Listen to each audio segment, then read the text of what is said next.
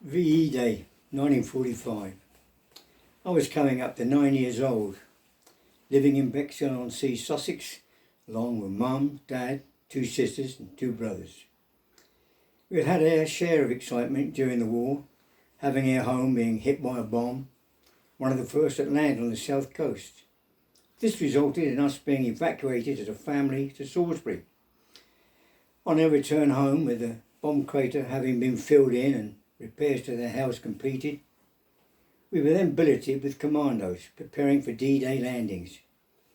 They all used the upstairs bedrooms and the rest of us slept in an Anderson shelter in the front room. It was a double one to accommodate all of us. As an energetic young boy, it was an exciting time, going to school with a gas mask, running for the shelters when the sirens went off, watching the doodlebugs flying over. I think apart from the bombing, the only really frightening time was when the street was strafed by a German plane. Fortunately, no one was injured.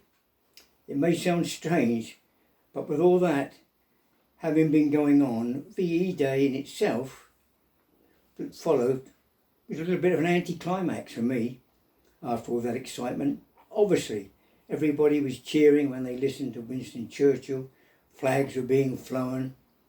We had a large Union Jack hanging across the front bedroom window along with other bunting. In fact, my grandchildren in Scotland still have that flag and displayed it on VE Day 2015. VE Day itself was marked by street parties, nothing elaborate as food was on ration along with sweets etc.